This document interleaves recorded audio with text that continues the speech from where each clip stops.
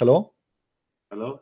You hear me now? Alaikum. I Walaikum can hear salam. you now. I fixed my microphone. All right, my friend. Muhammad, how I can help you, Muhammad?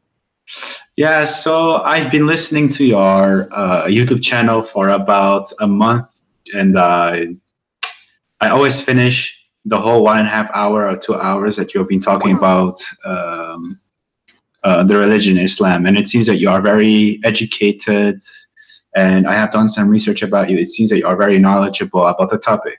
Okay. And I have some, I'm in doubt. So I'm just trying to confirm the things that you have already been saying. Okay. And basically, I've been thinking about, I heard that when Muhammad made up the Quran, it never got written down until he died many years afterwards. Is this true? Correct. Because I can't. Correct. Okay, this is correct. Yeah. Do you know? And but do you know why? Do you know why this happened? from what I know, it seems that he didn't really give a shit. And No. You see, in chapter, let us use a good words in the good language. Okay, sorry. Chapter Excuse 75, me. chapter 75, verse number 17. It says, "Inna alayna jam'uhu wa Qur'anahu." Allah said, supposedly, that it is the duty of Allah to collect the Quran and to recite the Quran, not the duty of any human being. This is why, in the beginning, the Muslims, they never collected the Quran, because simply this was really the duty of Allah. Okay. That's very interesting. Yeah. This is the first time I hear you talking about it as well. I don't Well, I know don't for talk sure. about everything I know, my friend. I'm like, you go to the library, unless you touch the book, you open it, you don't see what is inside, right? So you mention a topic, so we go there. So now, here, you notice here, that Muhammad is claiming that the one who collect the Quran, it should be Allah. But this is proof Islam to be false, because never the Quran collected by Allah. Okay. Yeah, I've been trying to reach as much hadith and Quran since I've been listening to you, because every single time I hear you talk, I read the chapter you're giving us, and I'm just like blown away, because right now I'm nearing my 27th birthday, and my whole family is religious, and I don't know anything except Islam. And as I got older and I got more exposed to the internet, and as you said it, you walked for I don't know how many hours to a library to just read a book. When I came, when the internet became very available to me and I started researching my own religion, I felt that this is strange. It's very strange. So I'm just trying to collect as much evidence for myself to make sure that. How long you are listening to me today? I listened to you since the beginning of the broadcast. So you saw what happened with this gentleman before you, right? Yeah, Angelo. Okay, what do you think? Let us say if I am speaking to you, not him, from the beginning. What do you think? What is your decision will be after all of this?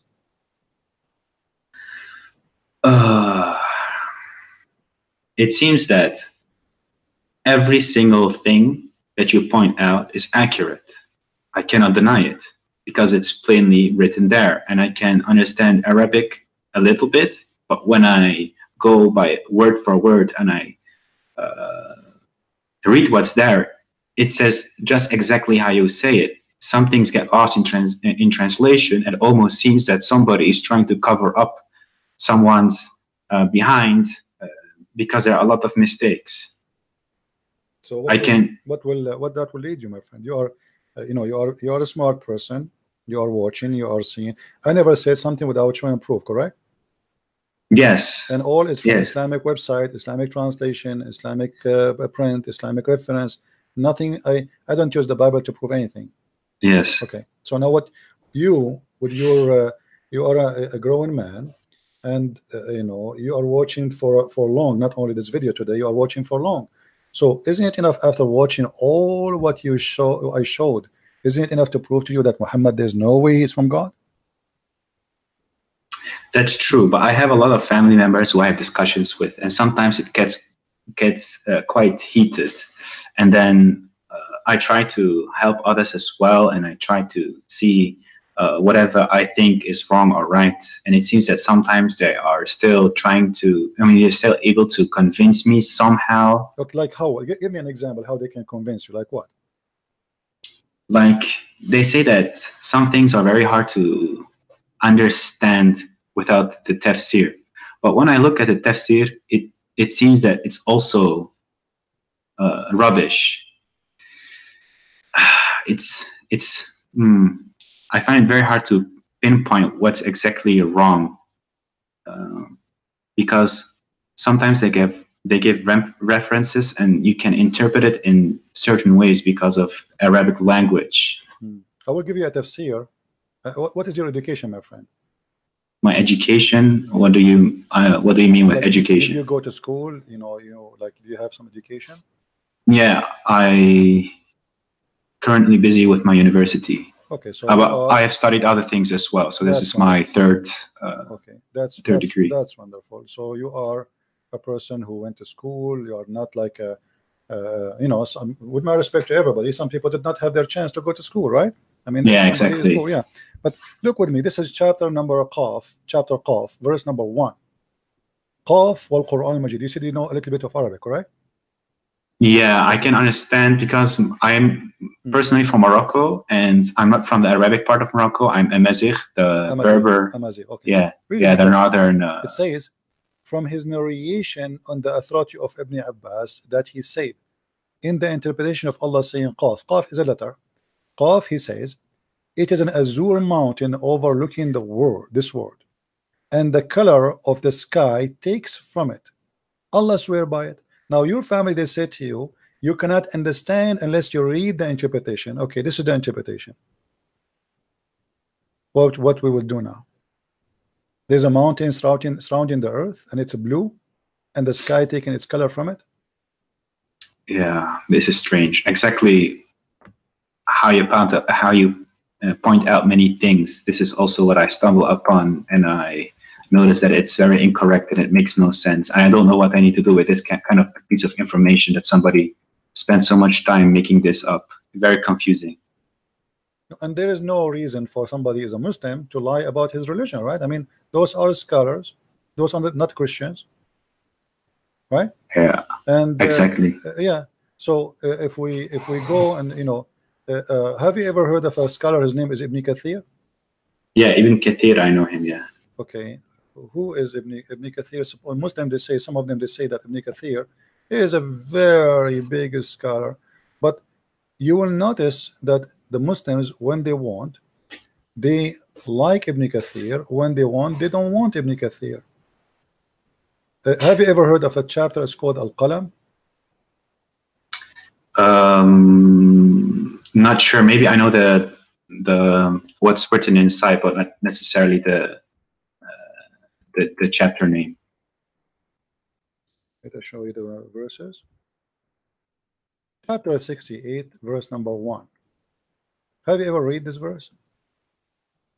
I probably have read it, but sometimes, also when I was younger, I was reading Qur'an the whole time, but Arabic's not my primary language. Okay. So I read it without knowing what it actually says. Okay. Well, if we go, let us see if we can get the interpretation for it in English. This is a chapter 68, verse number 1. Let us go here.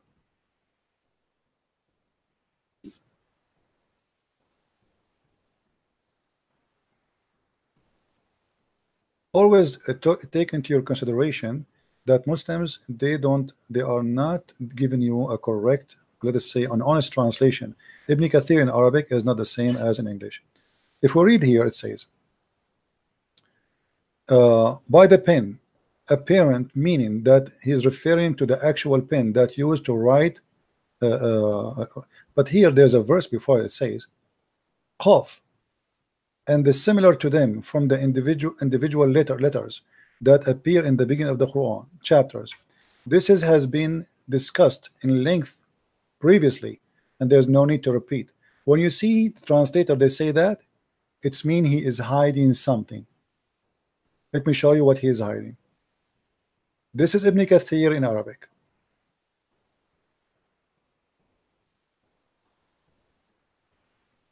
It says here, and this is the official government website of the Kingdom of Saudi Arabia.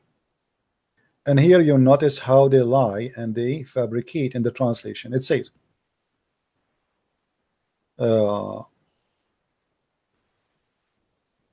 نون هو حوت عظيم على تيار الماء العظيم المحيط. Do you understand what I'm saying, or you don't?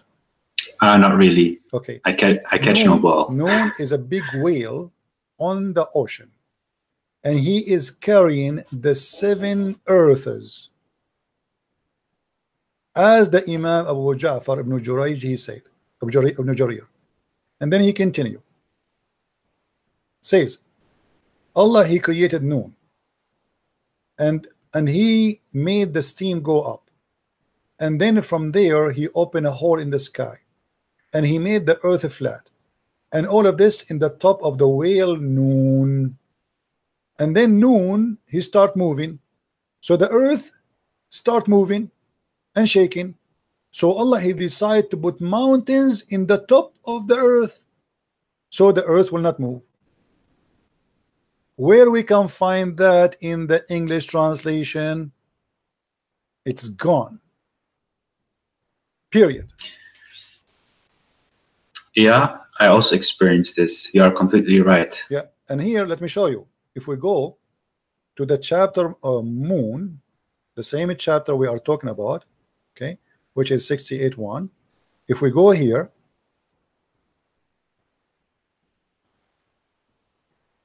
this is why you cannot learn Islam from Muslims, because simply, especially if you don't know Arabic, you know, they fabricate, they don't give you the true answer. Read carefully with me. This is Ibn Abbas. Your family, they say to you, you will understand the Quran only if you read the interpretation, right? Yeah, exactly. And let us read together. And from his narration and the authority of Ibn Abbas, that he said regarding the interpretation of Allah saying Noon. Noon, he says Allah swear by Noon. I mean, that's funny. Allah swear by Noon. Why Allah swear by Noon? People, they swear by something bigger than them, more important. Then, which is a whale that carries the earth on its back while in water, and beneath which is a bowl, and under the bowl there is a rock, and under the rock there is a dust, and none knows what is under the dust of Allah. Here, look at look at the honesty. Like, come on. I mean, we know everything, and behind the dust we do not know. Don't ask me, please. That's it. You know. So what is this? This is religion. The Muslims are reading this for centuries, and they believe in it. And now the Muslims, they will try to hide it from you. And then not only that. Okay, are we done? We're not done. The name of the whale is Luwish, not Luwish Farrakhan. This is different Luwish. And it said it is Lotaya. The name of the bull is Bahamut. And some they say it is Talahut or Liwana. I mean, look how many names already. I mean, they are not sure.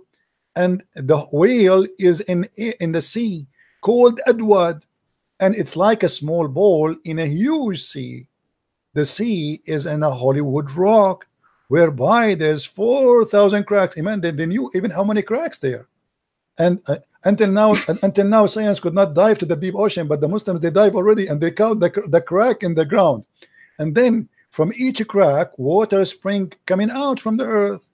And it's, are we done? No, we are not done. And it's also said that Noon is one of the name of Allah. Like, what the heck? A second he was a whale, now it's a name of Allah. I'm writing this down. This is the most interesting bedtime story I've seen past months. I've been listening to you. Well, my friend, keep listening, and you will hear every day a story. Islam is nothing but a madness. And you know, look, I mean, the story continue, but you see how they hide in the translation in Ibn Kathir. In Ibn Kathir in English, we cannot find this. We can find it only in Arabic. So you need to ask yourself, why the one who translated the interpretation, he did not translate? Because it's very embarrassing. This is obviously, it's very embarrassing. So we cannot translate that to you, otherwise everybody will laugh at us. Yeah. Oh my God, man! This is like a whole new level of stupidity. mean, most of the time I lay in my bed and I hear your stories, and I'm close my eyes, I off my phone, I can hear you talk, and I laugh sometimes because it gets so hilarious. But the more I keep digging, the more I feel that there is no. So my friend, you just called Islam stupidity. So why you don't say I am out of Islam? Yeah, I think I just needed this confirmation. Okay, so I think I don't feel Muslim at all. So can you say I am out of Islam? Yeah, I can say it. I'm out of Islam, that's definitely. Beautiful, my friend. That's beautiful. I'm so happy for you. Very happy for you. Thank you. Now I want to ask you a question. What do you think about Christianity? I mean, I studied a lot of science during school, and I have my own questions regarding God. I don't know if there's a God. I don't know if there's not. I'm not decided. I'm not atheist or whatsoever. Okay. But there are so many religions. So to me, it feels like, did somebody create our universe, and so on and so on. I just don't know the answer, and I'm searching for an answer. Sometimes I feel that I have no connection to God. Sometimes I feel there's a higher power. My wife is Christian, and I always respect her religion, and I respect Christianity way more than Islam because it's way more peaceful. But when I look at the past of the religion, it seems it has not always been so peaceful. So I have my questions, but when I listen to you, it almost feels like you're not associating yourself with the past, which has a lot of bloodshed and so on, but you just have it seems that you have a personal connection to God and Jesus. Let me correct you, my friend. You see, always when you understand history, you cannot just read about it. You have to live the history. So if they say to you, there's a history of a blood, and then you say history of who? Is that history of Christianity or history of Christians? So there's a huge difference. What if I show you now history that Christian Prince was in jail? Are you going to judge Jesus because of me? No. Okay, what I have to do with Jesus? That's not even fair. I don't judge Islam because somebody he is a criminal. I judge Islam by the founder of Islam, by Muhammad. Nobody can say Muhammad was a bad Muslim, right? So I mean, if you say he's not a Muslim, that will be funny, right? Yeah, but he was quite a bad person. Okay, but he's a bad person, no problem. But but the question is, you cannot, I'm not judging Islam because a guy, his name is Osama bin Laden. I'm judging Islam by what Muhammad did. So if you want to judge Christianity, my friend, you don't judge it by Christian Prince, regardless if a Christian Prince is a decent man or not. You judge it by the Messiah himself. And here I say to you, do you find a better name than his name? Do you find better teaching than his teaching? Do you find better wisdom than his wisdom? Do you find more truthful, loving, and same time extremely wise than him? So as long as you go to school, let us practice one sentence of Jesus. He said, love your enemy. What do you say about this sentence? Sounds quite nice. I find it very hard myself to hate somebody because it's so bad. It feels so wrong. Yeah, but and you always, listen, yeah. He's your enemy. He is your enemy. He's already your enemy, and he says you love your enemy. And look what that will do. If every single human being practice one sentence of Christ's teaching, you say that Christianity is religion. Christianity is not religion. It is not. Christianity is a belief in the mighty God. It's not a religion. You love your enemy, and I love your enemy, my enemy, and every one of us in this earth love the enemy. There's no enemy left. The earth became heaven. So the message of Jesus to us is to live in heaven right now, not even tomorrow. Yes, there is heaven to come, but if you believe in Jesus, you can be in heaven. Because when you love your enemy, and all of us, we love our enemies. We do not need a police. We do not need an army. We do not need, because everybody became a loving person. A loving person will not steal. A loving person will not kill. A loving person will not rape. A loving person will not allow somebody to die hungry in the street. He will not be greedy. Just one sentence of the teaching of Christ can beat all the wisdom and the wise man in the world. One sentence can solve the problem of all mankind. And this is why, my friend, I believe that he is the Almighty God, for nobody can be wise as he is. Is there something I can read up about on Jesus and God? Because I would like to know more. Read the four gospel, my friend, the four gospel. But as I said to you, I mean, Yeah. one sentence for me is a gospel. Just one sentence. Because that sentence can solve all our problems. All the evil we have is based because we don't, when you love your enemy, that's mean you love everybody. That's it. There's nobody, there's no limit. Human being have a problem that he love himself, but he don't love people. Even if somebody love a family because they provide him something.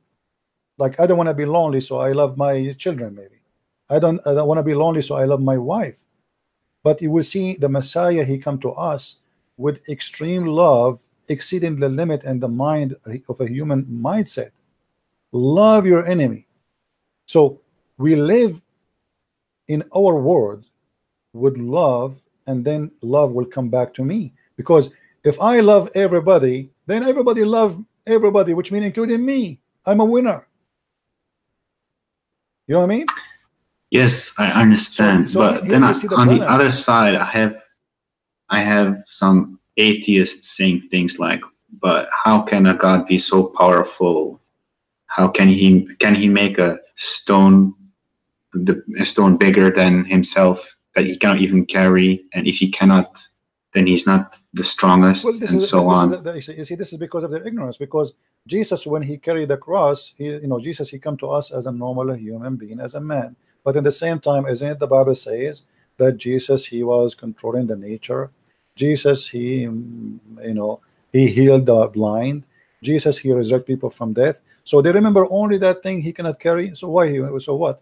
He is coming in the form of a human being. As simple as that. The flesh of a human being. He did not come as a, like what they want, Batman. If Batman exists, that is God. I mean, so he is coming in a form of a human being. Yet he do what no human being can do. So the silliness of some people sometimes that they pick up their cherries from all the story of Jesus. You remember only this one. If you want to be fair, remember the rest. Then I have another question. I understand your point. I absolutely do. Okay. In what form does God come? From what? In what form? What form? In what shape? In Christianity, God is a spirit. So our God, he can come in any form he wants, because simply he is God. He's Almighty. That's why we call it. What the word Almighty mean? Do you know? Yeah. The best there is. No, he can do whatever he wishes. So he can come to us as a man. Actually, the Bible says, like, when the Messiah, he was baptized, they saw like a spirit in the image of the shape of a bird, and they heard a sound say, "This is my only begotten son." So God, he can come to us in any way he wants. God, he came to Abraham as a man, and Jesus said, "Before Abraham, I am, and Abraham knows my day." So he came to Abraham as a man, and why not? If God cannot come as a man, he cannot be God anyway, because if he cannot be something, that means he is limited. You know what I mean? I understand. It sounds way better than what Islam has to teach when it comes to him having hands and sitting on a chair. The Quran says how Allah can have a son if he don't have a girlfriend. Yeah. So Allah saying he cannot have a son because he don't have a girlfriend. Our God do not need a girlfriend to have a son. Secondly, we don't understand that God, he have a son in a physical way, which means God, he have sex with the women, and then they give birth to a person. His name is baby Jesus. That's not the story. So the Quran always speak in a let us say in a very poor IQ, very poor IQ. Like, you can tell that the one who is making the Quran did not even go to, the Muslims, they say that Muhammad was illiterate, right? But you also said on his dying bed or whatever, when he was about to die, he gave me a piece of paper and pen or whatever. Actually, I don't agree he's illiterate. That's what the Muslim says, but that's not the question. Yeah. Illiteracy, my friend, is not about being knowing how to write, how to read. Illiteracy is about being ignorant, and this is what the Quran says. The Quran never said Muhammad did not know how to write, how to read, but how you can confirm to the ignorant, to say to them your prophet was not illiterate. The Quran says that You see, if you go in the Quran, the problem that Muslims do not want to listen. You go in the Quran, chapter 2, verse number 78. Can you see the screen? Yeah, I can. Okay. What the verse saying? We can change the translation if you want. I don't know what translation you like to read. We can go, let us say, Yusuf Ali. Yeah, it's any translation is okay with me. All of them, they are wrong, by the way. I don't take any one of them. But you know, as always, we say customers come first. You know, this is customer first policy. Okay, this is Yusuf Ali. Okay, and they are among them illiterate who know not the book. Do you see it? Yes. So who is illiterate according to Quran? The one who don't have a book, who do not know a book. Nowhere in the Quran says that illiteracy is about knowing or not knowing how to write, how to read. The Quran confirm in many verses, but Muslims are, what I can say, I don't want to say something, it's very embarrassing. The whole Quran says it clearly that the illiteracy the Quran speak about is about not knowing the true God, and you don't have a book. That's why the Quran called the Christians and the Jews people of the book. Yeah, I hear it quite often. Yeah. What does it say in Arabic when it comes to illiteracy?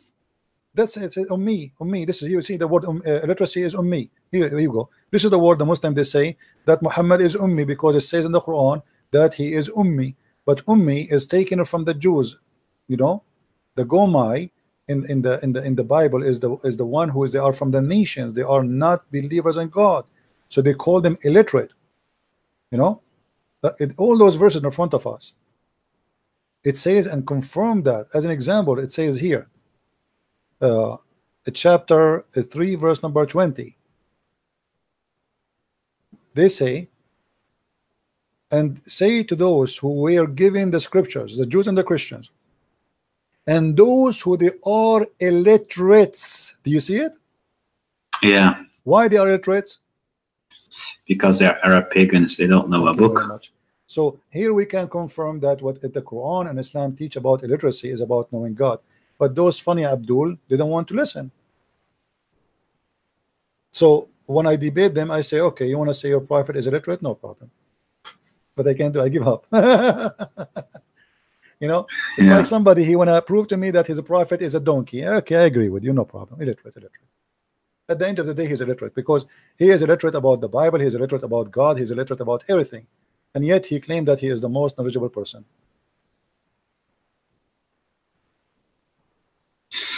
So right now I'm like 60% there. Like for 60% I believe it, but there's still like a big piece where I find it. My friend, you already left Islam and we are happy for you. Absolutely. So you know, trust me.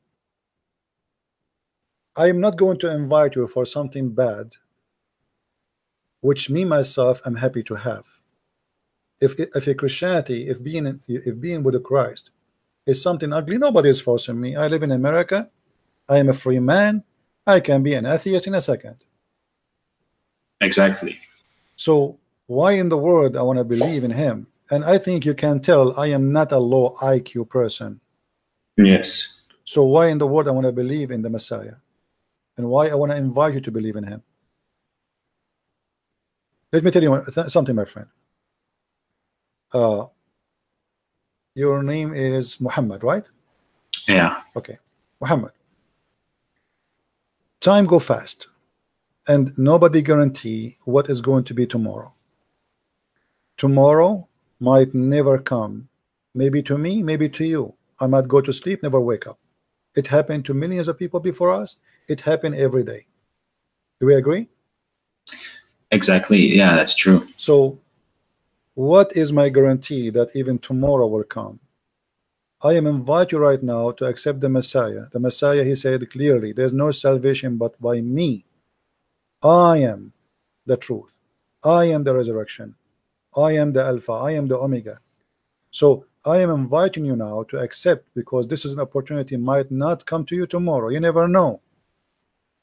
Maybe an hour from now, me and you, maybe we die. Yeah, but how about if I feel that almost to a point that I'm trying to believe, but deep inside, I feel like I'm still not all the way there. So even if I would accept it, it still feels like I'm not honest No, I don't because, want you to accept if you don't believe. yeah, No, no, no. We don't do that. We don't say Shahada in Christianity. No, no. I'm not asking you to say I accept the Christ if you don't accept the Christ. You have to be honest, because even that, if you do that, still you're not saved. You're not saved. You know, yeah, you have to say it from your heart. You have to be a believer. You know, the Messiah, he said, not everyone says to me, Lord, Lord. So saying to him, Lord, will not save you, my friend, unless you believe in him and you follow him. So I am asking you to believe and to follow, not to say I accept. Saying I accept is just to announce your belief, but not just to say a statement and that will save you. I understand. I understand you completely. So that's why I don't want to do like Right, a false conversion no, no, I don't want where, you to do that. oh, I don't yeah, want to when in about a week I might still have doubts, and then, you know, I will feel that I will personally feel that, okay, I was not ready yet to do it. No problem. Because personally, like I said, my wife is Christian, her whole family is Christian, and they have nothing else than Christianity. I've also back in when I first was dating her like 3 years ago, I went to a church, and then it felt still very strange to me. I just wanted to experience because I've always been very open to everything. And right, friend. Then, you know, I will pray for you, and I ask everybody here in the chat, please pray to our brother here, Muhammad, so the Lord will open his eyes and will bring him to see the truth, and the truth will set him free. We pray, my friend, that the Lord will help you, will guide you, will open your eyes, and he will receive you. He said, knock at my door and I will open for you. So please, my friend, all what I'm asking you, don't say anything, just knock at his door. Say to him, Lord, I want to know you, the Messiah, the Christ, the great name, though everybody speak about you, where are you? I want to know you. Show yourself to me and tell me more about you. Let me see you, let me know you. Then I will believe.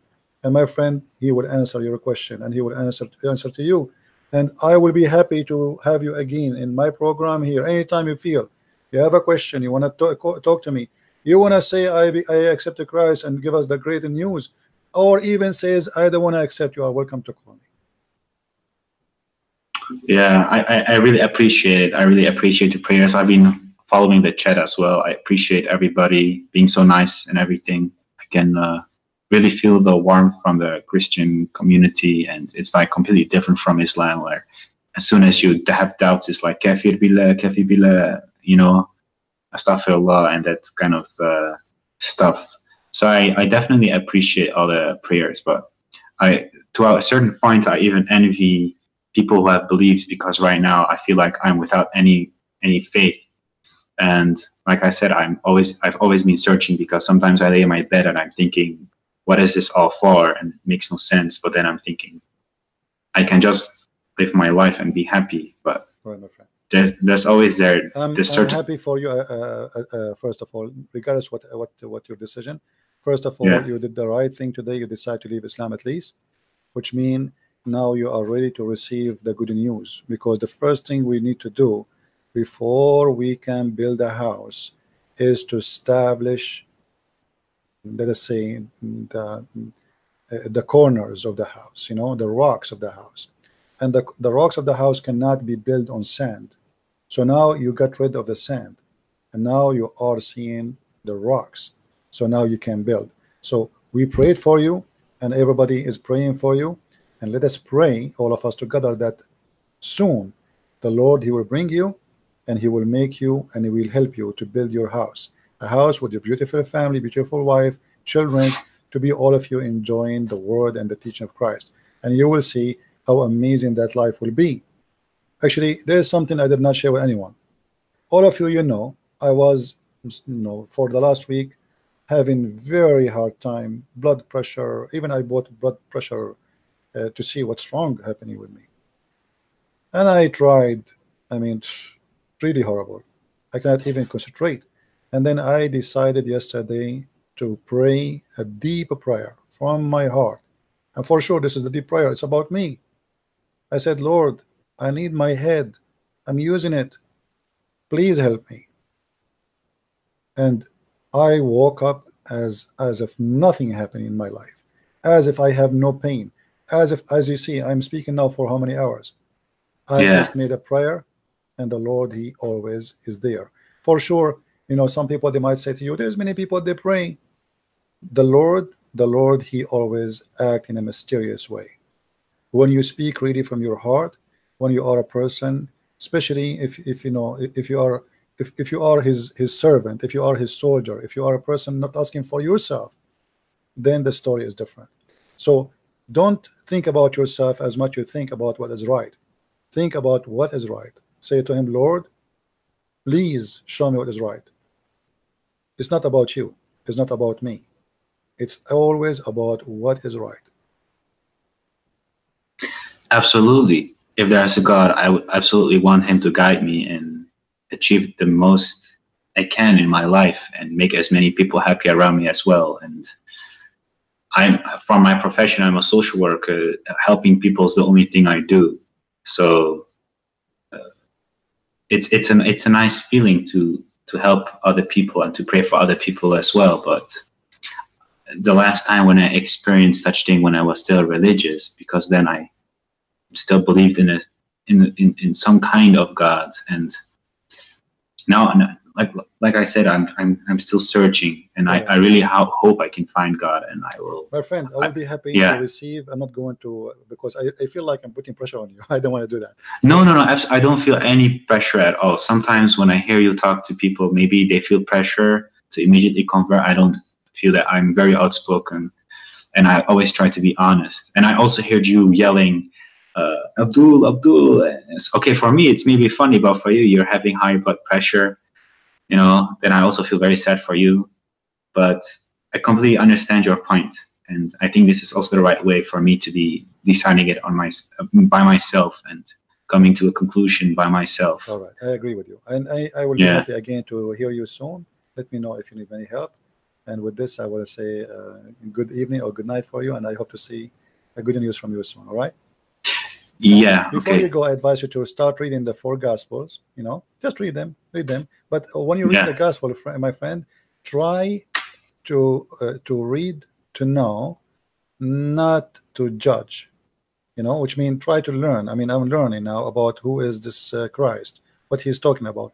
So open your heart and don't be a person who is like consider this as a book of a novel, or you know, this is not. So you have to read it in very special way, and try to live the story, not only to read the story. It's like, you know, try to make it like as if you are watching a movie and you are in the movie, not a person who is standing in front of the screen. So try always, when you read something, the Messiah, he said, try to imagine yourself, you are between those audience, and then you can understand better. Okay, I will absolutely do that. All right, my friend. Thank you very much for calling. Then I have one last question. Which language do you recommend me to read it in? Well, I don't know which best language for you. What is your best language? English? No, Dutch is my best language. Then you read it in the best language, because you have to understand it perfectly. Always translation, by the way, is going to give some limitation, but with you know, with the help of the Lord, will be good. Is it possible to find it in the original scripts? Because you have to read it, and then you don't speak the language. Do you speak Hebrew? Do you speak Greek? No. But I know people who can, though. Yeah, but it's you who's going to read it, not them. Yeah. You know, so it's better to read it in the language, best language for you. Okay. And Christianity is not like Islam. You have, like, you know, they pray in Arabic, but yet you don't understand Arabic. You know, I mean, you can pray in any language you want. You know, you can pray even without saying any word. It's almost like Allah only understands Arabic. Right, because this is the God of the Arab. You know, it's an Arabian religion. Yeah. Anyway, my friend, thank you very much for calling. Okay, man. Blessings to you. I hope you can manage our high blood pressure. Don't let those God is ignorant people make you angry. Always try to calm down and don't get your health like in a bad shape or whatsoever, because sometimes they can really hear you yell so much, and I feel so sad for you. So please, what we can do, sometimes I feel sorry for them, and I lose my, at the end of the day, I'm, you know, I'm a human like everybody, and you lose your patient. I mean, you repeat the same stupid thing, and still somebody don't want to get, and that's what make you upset. Yeah, but they are so indoctrinated. But I think the small things that you say to them, it still plants a seed in their mind, and they will start to doubt. And as soon as they research themselves, that's what happened to me. Have you ever saw like a faucet dropping water for a long time? Yeah. Do you know what the faucet can do? A drop of water in the rock downneath is going to make a hole. Yeah. And this is what we do here. Exactly. Thank you. That's why I also try to do the same thing what you do to other people around me now that are also still Muslim, because I still see too many Muslim people do crazy things just because of their religion, even though they live in Western Europe and they believe in a faith which is not compatible with the life they're leading here right now, because of the riba and all the crazy things, the hijab, people missing opportunities, job opportunities just because they have to wear the hijab, parents hitting their children. I've seen everything myself. I've seen the bad side of Islam because I've lived it for so long, and it's really horrible to see it. So to a certain extent, most people don't even know how bad Islam is, and they have so many. So you know, like you yourself look like struggling with Islam for a while, but you don't want to say I decide to leave it because it's kind of too much to do that. You know, like you are already listening to me and watching my videos. Yeah. Already you agree that this is no way this is from God. But you see here you need to take some change in your life. If you are convinced of something, don't wait. I mean, what the point? Just because my family they believe in the same thing? It's because of my parents. I feel very sad for my mom because sometimes when I make a small hint, my mom is like 70 plus, and I cannot. Yeah. If I say something, she will think I am possessed by Satan or whatever, and she will just cry for days long. She will never understand. So to me, it's very hard and very difficult because it causes me a lot of pain. Yeah, I understand. Okay, my friend, I had to let you go, and feel free to call me when you feel like talking again. All right? It's good. Thank you very much, man. Have a good night. Take care, you too. Bye-bye. All right. I think we have a good time today. I'm not going to stay longer. You know, you see, like we talk about, I made a prayer to the Lord and He answered my prayer, but doesn't mean I'm not going to get sick. I might even die tomorrow. That will not change my faith in the Lord, because simply, you see, it is you are doing something, and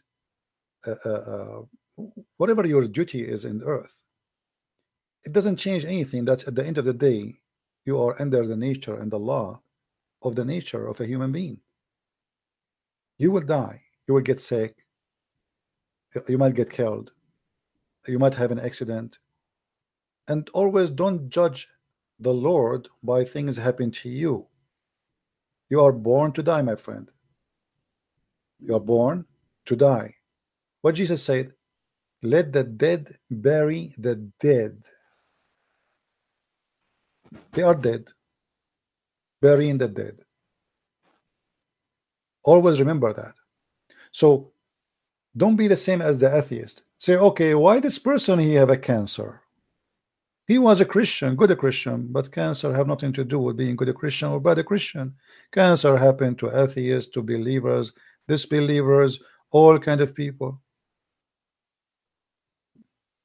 The Bible says that the Lord He created the sun to raise above the good and the bad, and all they will get the benefit of it. So we are out of heaven, and the day we are out of heaven, that's mean we are out to die. And the only way to come back to this heaven is to be with the Lord. So you will be sick even if you are a believer. You will die even if you are a believer. You might get killed. You are a believer. That will not change anything. But there's a huge difference between somebody he is a believer and someone he is not. Death means nothing to me except seeing the Lord soon. Death to someone he don't believe is horrible. there is a story about a monk. He is dying. They ask, the other monks, they ask for a doctor to come and see him. Maybe he can help him. The doctor get in, he check him out. The guy is very old. He said to him, I don't think you will live until tomorrow. You are in a very bad shape. And then he came out, the doctor, and he told the others, he said, I think your brother, he lost his mind. They said, why? He said, I just told him you will die by the end of maybe tonight. I mean, but he gave me a big smile. I just told him he would die. I think he lost his mind. They said, why you don't go and ask him why he is smiling after what you told him, if he can talk? So he went inside. He said, I have a question. I just told you, you will die maybe in a few hours from now, and you give me a big smile. You did not say anything. Can you tell me why? Why you are so happy? You look so excited. The guy, he said, I spent all my life for this moment, and you are telling me I will see him soon, I will be with him soon, and I will not be happy. So for a believer, is like landing in the airport of God. For a disbeliever, it is the end. It is a terrifying moment.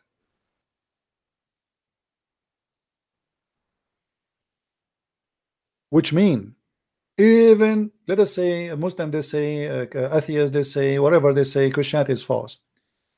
Even that will give you happiness even in the moment of death, for you are not left alone.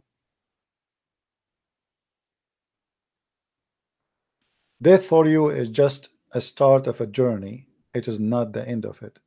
Death for them is the end, a very ugly end.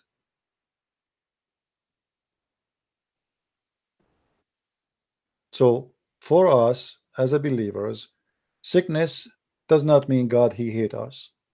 Absolutely not. Actually, it can be for your good sometime.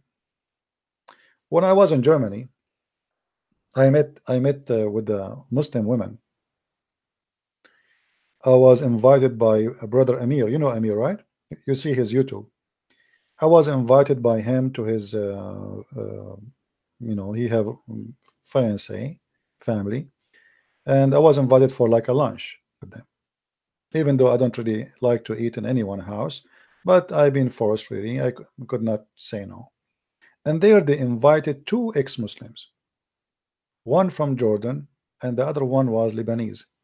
If you remember, the Lebanese lady who spoke to me in Skype and she decided to leave Islam, you remember her? The one, her brother is a sheikh from Hezbollah, big sheikh for the Shia. She was there. This woman, she started thinking about Christ after she had her cancer, not before.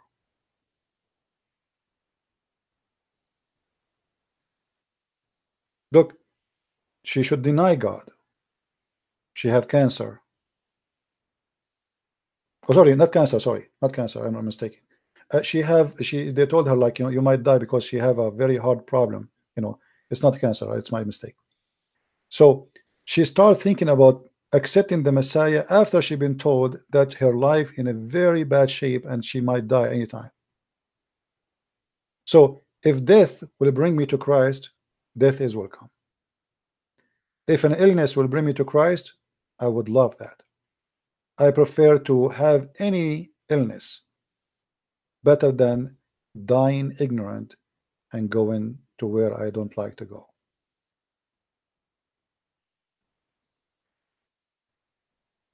So everybody, he have, let us say he received his ticket, he received his invitation in somehow. And some of us, we reject and we refuse, and some of us, we accept with happiness. Now the one who rejects, he will pay the price. This invitation will not come every day forever. Time will come, you breathe and never breathe again. That's it. It was your last moment. After that, there's no solution. He gave you time, long time, and you reject once after once after once. And this is why I feel sorry actually for the Muslims, because those who been in contact with the Christians, and Christian they did their hard work to make them believe and they refuse, those will be questions harshly. Because it's not, you see, according to the Bible, if somebody never heard of Christ, he will be saved. He will be judged by what he knew. As an example, if somebody live in the jungle somewhere, like in Brazil, he never met anybody, he knows the Bible, anyone, he saw a sentence from a Christ. It's not fair to judge him, to say, okay, you did not accept Christ, we will let you go to hell. No. The Bible speaks carefully, saying that those people will be judged by their knowledge, which mean by what God gave them in their heart. There is something God he gave you when he created you, to know what is right and what's wrong. By that little knowledge which you have, you will be judged. And that is fair. So a person who knew about Christ and did he reject, he will be judged badly, which means his judgment will be different. And actually, this is fair. If somebody have a, let us say, he's born with mental illness, he will not be judged. God is about justice. This guy, he have no idea. He don't know what I'm talking about, right? He have a brain defect. This person considered the same as a child. He will go to heaven. Children in Christianity, they will go to heaven. So you will be judged by your knowledge. And the Muslims already, they knew. They've been taught. They've been told, and they reject. So you will be judged, and the judgment day is going to come. And the irony is, the Muslim believe that the one who will come in the judgment day is Jesus. But Muhammad the deceiver, he gave them different image and different name and different look of Jesus, for he decided to replace him, for he is the devil. This is why Muhammad, he changed his name to Muhammad, from Qasim to Muhammad. Muhammad mean the praised one. It's obvious that Muhammad is the devil, for he is claiming to be the praised one. There's no way a prophet who worship God, he called himself the praised one. This is a godly name. The praised one is a godly name, is not a name to be given to a man. How Muhammad yet claimed to be a man who worship God, serve God, but yet he gave himself a God name. It's an insult to be called Muhammad, for that is a name of God, the praised one. What a satanic way to make people praise you, by calling yourself the praised one. If Muhammad is the praised one, who is the praised to? Allah? Ask yourself such a question. I want to say, guys, thank you very much for being here. May the Lord bless you. Don't forget to download the videos. As you know, we don't keep our videos for long. And those who do not know, by the way, this is a website here. I have my account there in minds.com. Until now, not many of you subscribe. After I have all those 1,000 subscriptions, still people don't go there. I don't know why. It's a easy to log in, easy to create an account, and it's always good to have a backup account. And there I post my videos there, especially the one mostly like deleted, so you can find all reference, or at least you can find the name, you know, because you can search the same title for the last 24 hours and you can find the deleted video. So please download, log in that account there, or subscribe, and it's free. It's the same as Facebook and Twitter, and they guarantee freedom of speech. That's why I am there. They are not like Twitter and YouTube and Instagram. Even if you say hi, they say to you goodbye. There we can be free and we can talk. So I want to say thank you for being here. May the Lord bless you, and don't forget to pray to the gentleman who left Islam, Muhammad, and to pray to the other brother who accepted the Messiah, and he rejoined his family to be Christian and to worship the Lord. With this, Christ is Lord, Islam is false, and see you soon again. Take care.